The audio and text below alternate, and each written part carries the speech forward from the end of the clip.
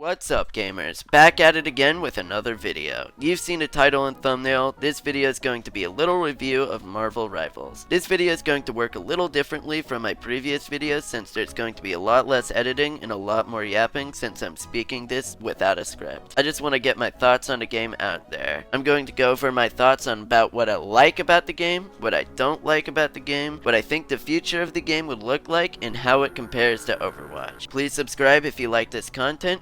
Consider watching my other videos. Let's not waste any more time and get straight into it. Alright, I'm gonna start this review talking about all the positive things that I like. So, for one, I was honestly really worried that the game was gonna look and feel really ugly. But now that I've played the game a lot, I feel like the third person, actually works. And it's weird that I say that because I've pretty much only played first person shooter games. But the first person feels, or the third person, sorry, feels really good. And honestly, it's I like it. I kind of like it, bruh. Alright, now the second thing is I feel like the game runs pretty good overall. Now, I do have probably a higher end PC than most people do. So, I think from my perspective, I think the game runs really smooth. I don't really have many ping spikes. I don't have many frame spikes. You know, it's just a smooth, seamless experience, which is really good. And I like it a lot. Obviously. Alright, now to talk about the balance. I think that each character, it's they did a really good job of nailing each character and giving them a unique hero identity, which feels engaging. And it just makes it feel so much like Overwatch when it does that, because that's the one thing that separated Overwatch from the competition, is that each character felt unique. They felt strong. They felt powerful. And I feel like Marvel Rivals is doing a really good job. Especially, you know, the character that you're seeing on screen, freaking Squirrel Girl, bro. She is so fun to play. And she feels so goofy. And I feel like it matches her personality and her lore so nice, you know? And it's funny, just absolutely dominating kids with this character, bro.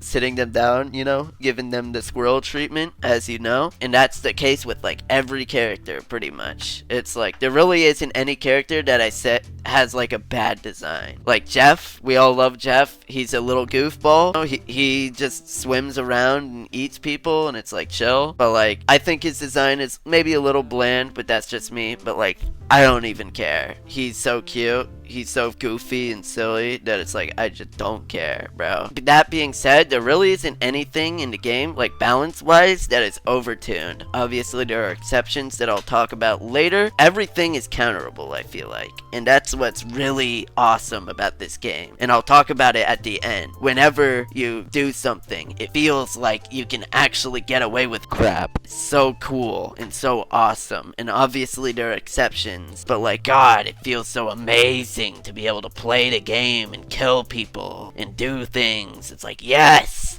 Yes! But anyways, map design. I think the maps are okay. I don't really have a lot to say about them, besides a few, which I'll talk about later. Whenever the maps are good, and you don't have a lot to say, that's when you know they've done a good job making maps. If I don't have anything to say about them, you've done a good job. Alright, so talking about the game as a product, I think the game looks fantastic. It looks so good. And I was worried, because in the early, the beta stage, it honestly looked a little bit like a mobile game, because it's made by NetEase, and they make mobile games. But honestly, it the comic book style, just the designs of all the characters and all the maps, it's yes! And honestly, this is pretty much the only game that can rival Overwatch. Get what I did there? Rival?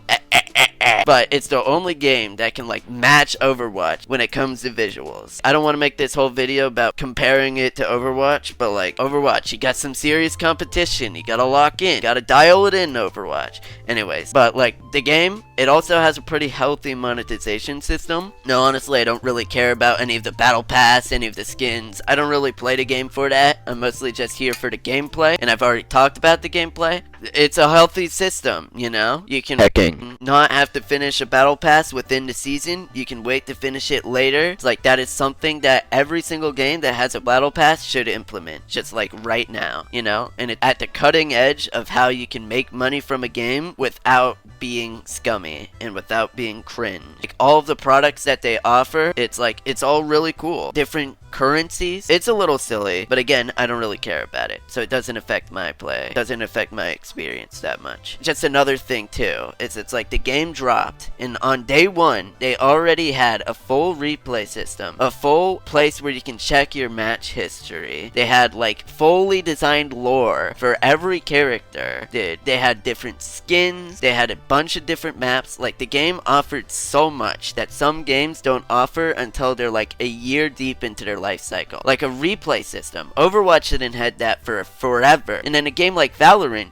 still doesn't have it. And it's like, what? How do you not have a replay system yet? But like, this replay system, it's a little buggy, but honestly, it's insane that they have that now. And I love it. I just love it, man. So yeah, there's a lot of good about this game. A lot of good stuff to say. That's all the positive stuff about the game. Now let's get into the negative stuff. And I have generally less stuff to say, so I'm gonna make this a little quick. But first things first, the Hella character is so broken, and it's insane. With her being in this state, it makes the game actively worse. You can kind of mitigate it a little bit, because if you're diamond and above, you can do hero bans. And so 99% of games in diamond and above, Hella and also Hawkeye are just perma-banned. You never see them up there. And I think that's indicative of a character that is so oppressive that nobody wants to play against them. And so I think absolutely, without a shadow of a doubt, that Hella needs nerfs ASAP. And other things that need nerfs are Luna ult and Mantis ult. And remember when I said things that are uncounterable? I think Luna ult and Mantis ult are the only two things that are 100% uncounterable. And I think that's really problematic, especially if NetEase wants to commit to making the game competitive. And then other things is like with the map design, it's like there's this one map called like Yggdrasil. I don't know how to pronounce it, but it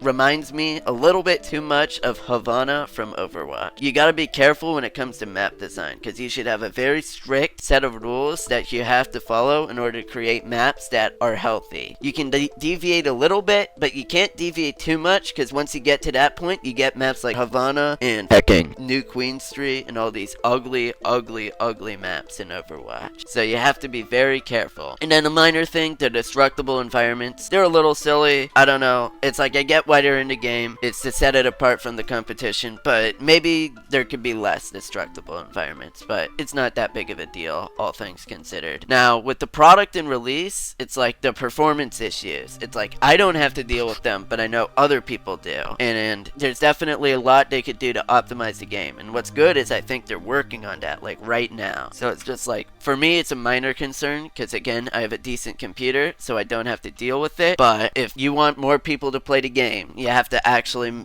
allow them to play the game. So hopefully they get on that as soon as possible. Now to talk about the future of Marvel Rivals and how it compares to Overwatch. So the first thing first, and honestly the most important thing about all of this, is the design philosophy. And NetEase needs to ask this question and answer it like right now. They need to ask, who is this game for? If you watch my previous videos, you'll know about the casual competitive dichotomy and how much, like, how impactful it is to how successful any game is. And so if they decide to take the same route that Overwatch did, where they try and make compromises that don't help anybody, the game is going to fail very quickly. And it's like, we're in a market stage now where it's so competitive and there's so many different, hero shooters getting released now that you can't afford to make really any mistakes. And I feel like that's why Overwatch is in kind of the pooper right now. 30,000 max players when the season releases or whatever. It's like, they didn't